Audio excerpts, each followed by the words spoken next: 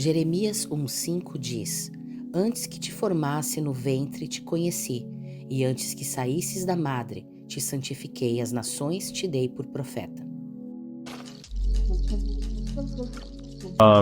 Isso significa que Deus conhecia Jeremias antes mesmo de uma de suas células serem formadas? E ele te conhecia da mesma maneira? Se sim, como isso afeta sua vida na Terra hoje?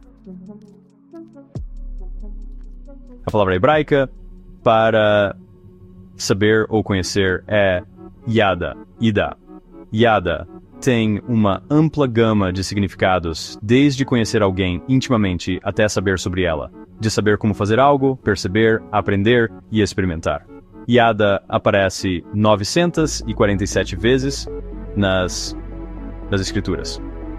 Mas nos concentramos aqui no que Deus sabe sobre nós e o que poderia significar que Ele até nos conhecia antes de nos formar no nosso ventre. Nas Escrituras, vemos que Deus tem conhecimento íntimo de nós, na profundidade de nosso caráter e alma. Ele conhece o coração de todos os homens. 1 Reis 8, 39. 2 Crônicas 6, 30.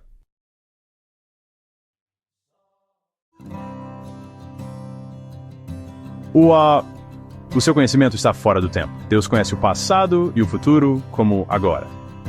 Lembrai-vos das coisas passadas desde a antiguidade, que eu sou Deus e não há outro Deus, não há outro semelhante a mim.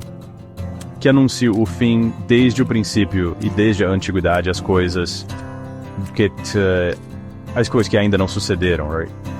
Que digo, o meu conselho será firme e farei toda a minha vontade. Sua onisciência existia na fundação do mundo, quando nomes foram escritos e omitidos no livro da vida do Cordeiro que foi morto, e adoraram-na todos os que habitam sobre a terra, esses cujos nomes não estão escritos no livro da vida do Cordeiro que foi morto desde a fundação do mundo.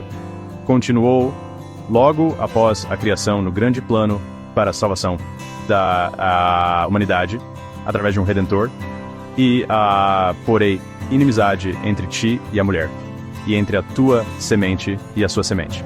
Esta te ferirá a cabeça, e tu lhe ferirás o calcanhar. A onisciência de Deus é como ele pode nomear meticulosamente tipos e sombras do Messias, Yeshua, em momentos-chave ao longo da história de Israel, como Abraão e o sacrifício de Isaque, José e a salvação de sua família, Moisés e a primeira Páscoa, Rei Davi e seu reino.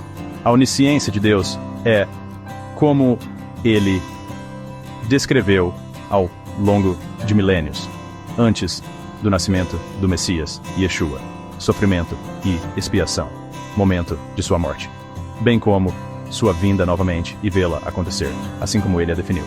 Mas ele foi ferido por causa das nossas transgressões e moído por causa das nossas iniquidades.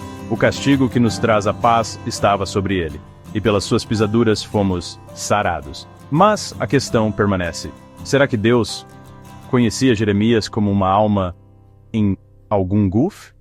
Ou ele estava talvez em outro local?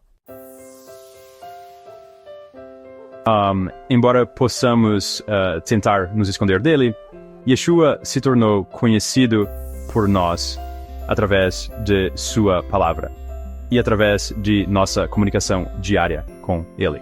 Como seus discípulos, nosso mestre professor, Messias Yeshua, quer que o conheçamos, Yada, de uma maneira tão íntima que obtenhamos nosso próprio sustento dele. Devemos conhecer seu caráter, o que ele faria e não faria em cada situação, em cada decisão da nossa vida. O que Yeshua faria. Devemos conhecer suas palavras, estudá-las, meditar nelas, memorizá-las, trazê-las à mente em momentos de necessidade e colocá-las em prática diária. Quando encontramos Yeshua e o conhecemos como nosso Salvador e Messias, nós obtemos um passe livre para a eternidade. o resultado final da salvação. Ao conhecê-lo tão intimamente, também reconhecemos nosso propósito. Assim como Deus nomeou a nação de Israel, o rei Davi e o profeta Jeremias para seus propósitos, o Messias Yeshua diz aos seus discípulos: nós ou não me escolhestes vós a mim, mas eu vos escolhi a vós, e vos nomeei para que vades e deis fruto, e o vosso fruto permaneça, a fim de que tudo quanto em meu nome pedirdes ao Pai, Ele vô-lo conceda. Yeshua não nos deixa sozinhos neste esforço. Ele nos diz como realizar nosso propósito. Eu sou a videira, vós as varas. Quem está em mim e eu nele, esse dá muito fruto, porque sem mim nada podeis fazer. Se alguém não estiver em mim, será lançado fora, como a vara, e secará, e os colhem e lançam no fogo e ardem. Se vós estiverdes em mim e as minhas palavras estiverem em vós, pedireis tudo o que quiserdes e vos será feito. Nisto é glorificado meu Pai, que deis muito fruto. E assim sereis meus discípulos. Aqueles que permanecerem em mim e eu neles, produzirão muito fruto. Pois, além de mim, você não pode fazer nada. Quando produzis muitos frutos, sois meus verdadeiros discípulos.